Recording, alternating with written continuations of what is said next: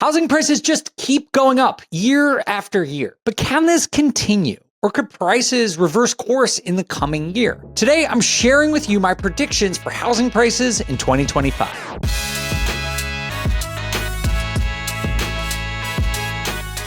Hey, what's up, everyone? It's Dave, and we are in the midst of prediction season. And today we're going to tackle one of the fun ones, the one everyone really wants to know about, which is, of course, sales prices. And I've done this prediction forecasting what I think home prices are going to do in the next year for the last couple of years. And I'm happy to say I have a pretty decent track record.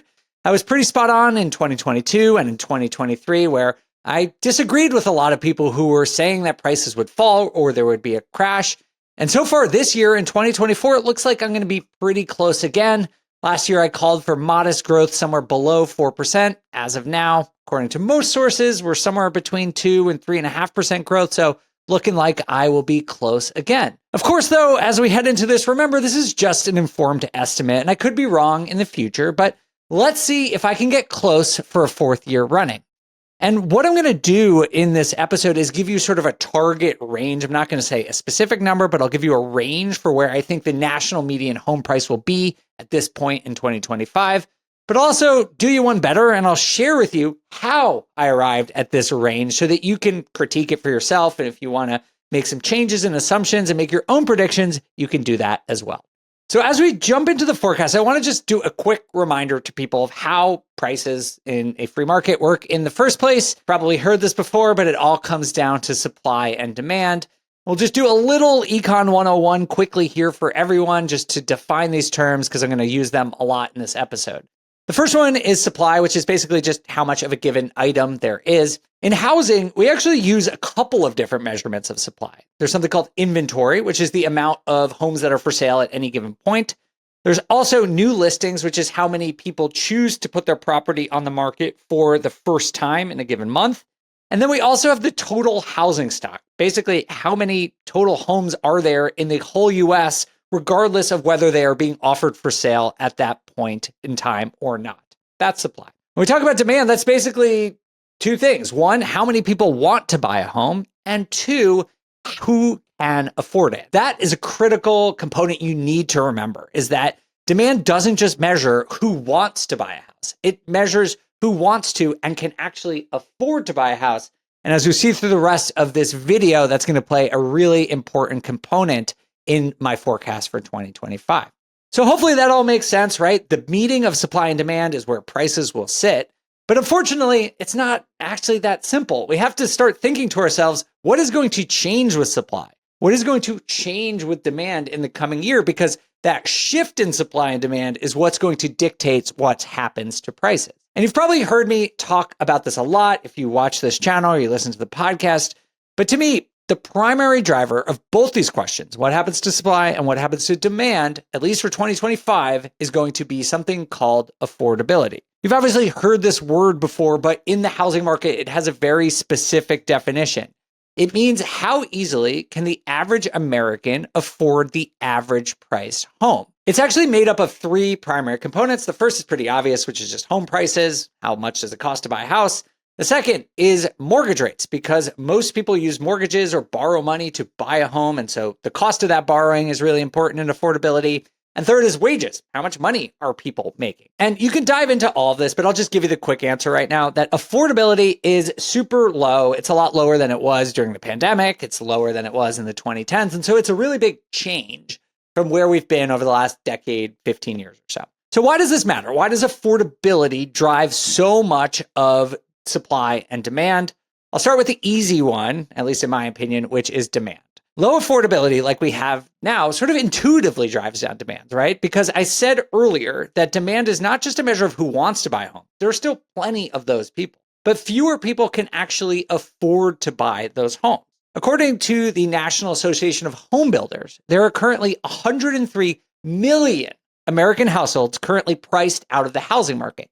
And that's up from 75 million back in 2021. But despite this, people do want to buy homes. There's all these people priced out, but actually there's a poll recently on CNN that said that 90% of American renters under the age of 45 want to buy a home. They just can't afford it. So people still want to buy homes. They can't just afford it.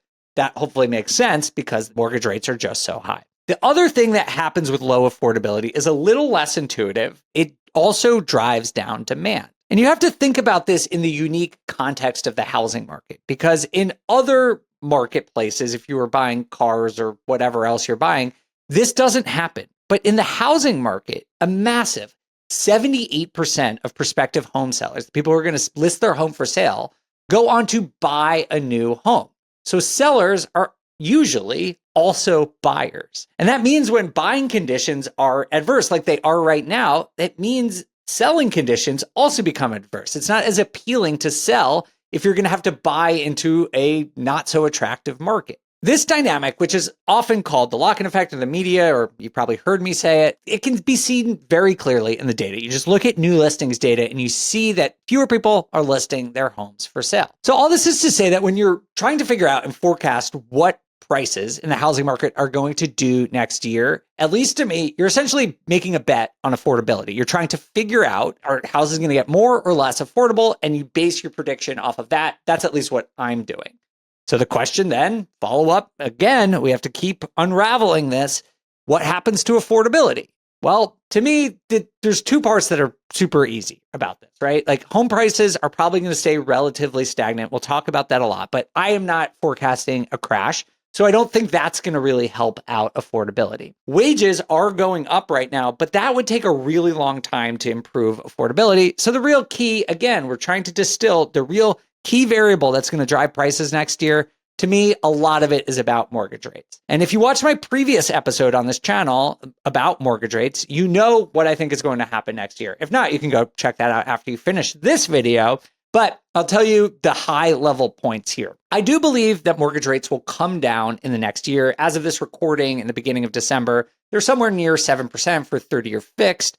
But I don't think they're going to come down as much as a lot of people expect them to. My guess is that for most of 2025, mortgage rates will sit somewhere in the sixes, if not for all of next year. There, of course, could be some brief periods where they go up into the sevens, or maybe they'll even go into the fives for a little bit. I don't think that's the most likely, but those things could happen. I'm mostly talking about the average, and I do think the average will be in the mid sixes. My hope is that they'll be somewhere around 6.25% about a year from now. Again, if you want to check out and understand my full logic behind that, you can check out the other video. But anyway, the mortgage rates coming down even a little bit will help affordability, just not a ton. It could save a few $100 a month, which definitely helps. Don't get me wrong. But it's not like we're going back to 2010 or 2015 or 2020. We're still going to be in a climate where affordability is lower than what most people have come to expect over the last couple of years. And one other thing, if prices do keep going up, even if they go up 1 or 2%, that increase in prices is going to offset some of the benefits to affordability that we're going to get from decreasing mortgage rates. So that's something that you definitely need to keep in mind as well. All that being said, I do think we will see some modest increases in affordability. Does that mean that buyers are going to rush in and we're going to see a huge spike in demand and prices are going to go crazy? There's certainly logic to that. And I see a lot of people on social media talking about this and saying like, oh, mortgage rates go down, prices just start to skyrocket. And there is some logic to that. There is some truth to the fact that lower mortgage rates will drive demand. Even small improvements in mortgage rates could bring hundreds of thousands, if not millions, of households back into the market in terms of demand. But we are still talking about rates that are high. Even if rates come down modestly, let's say they come down to 6.25%, we're still going to have tens of millions of people who are still priced out of the market. And the other thing is that this logic that, lower rates is just going to send prices skyrocketing ignores the entire supply side of the equation, right? We talked about this earlier, that higher rates has actually constrained supply. And so when rates come down, the logic should be, at least in my opinion, that supply will start to come back online as well.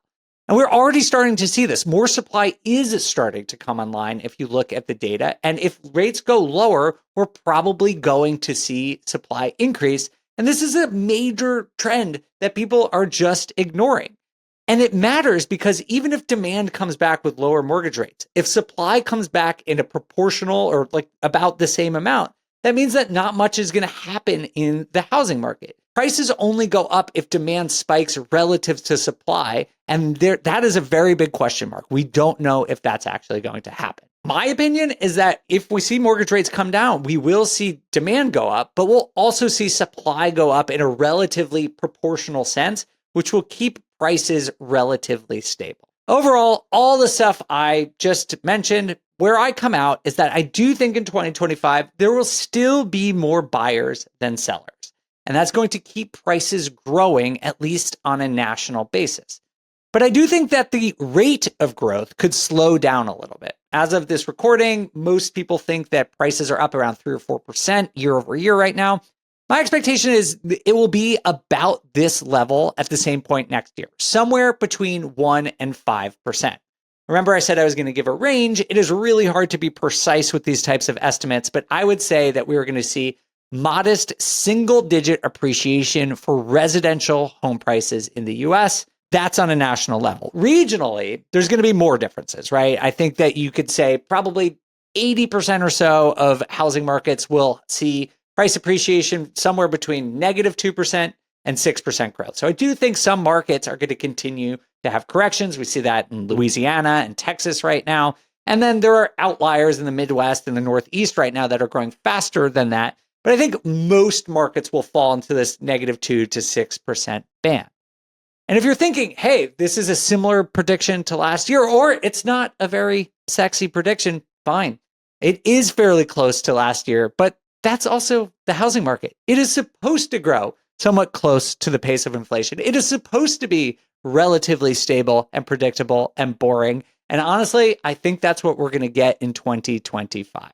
So that's where I come out. And just to proactively answer some other things that could impact the housing market other than affordability, I'll just talk about a few of them quickly. Foreclosures. Is that going to sort of flood the market with supply? No.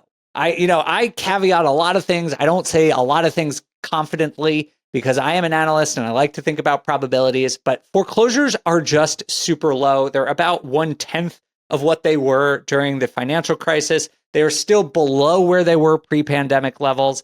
And if you look at mortgage delinquency rates, they are extremely low. They are lower than they were pre-pandemic. So foreclosures, could they come back and be an issue in the housing market sometime in the future? Of course. But there is no sign, really no sign that this is going to play a role in the housing market in the coming year.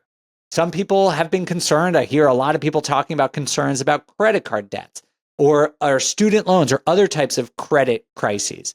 That is important to the whole economy. And I do have concerns about those things myself. Don't get me wrong, but they're not going to impact the housing market, right? A lot of the people who are suffering from credit card debt are not necessarily the same people who own homes and who are paying mortgages. Again, what matters to the housing market is mortgage delinquency rates, not credit card delinquency rates. They're not necessarily the same people. And again, mortgage delinquency rates are extremely low. What about new construction?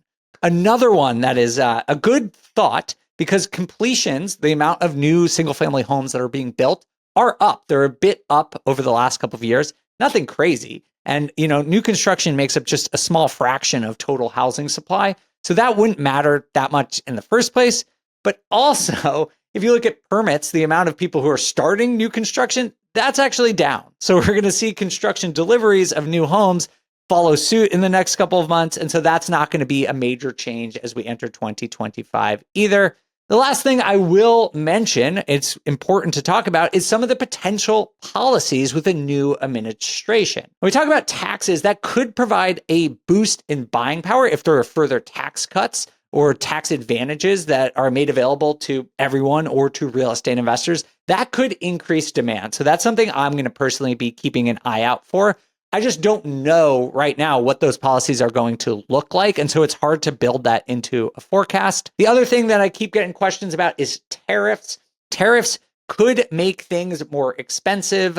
Most economists believe that tariffs create a one-time price shock. So it increases prices one time while tariffs get worked through the economy. And that could impact construction costs. To me, that's where tariffs would really matter for the housing market, is that we could actually see a decrease in the amount of new construction because things get more expensive. And if that does happen, that would probably create more of an imbalance between supply and demand towards the demand side, where we could probably see home prices get pushed up because there is less new construction supply hitting the market. So because of these reasons, that's why I think affordability is the major driver. These other things like foreclosures, new construction, credit card, they might play a small role. But to me, the real thing, the thing that is going to drive 80% of what happens in the housing market next year is all about affordability. And although I do think it will get better in 2025, I don't think it's going to get that much better, which is why my prediction is for modest growth next year, somewhere near the pace of inflation, at least on a national level. But I would love to know what you think. Where do you expect prices to go in 2025? Let me know in the comments below. For BiggerPockets, I'm Dave Meyer. Thanks for watching.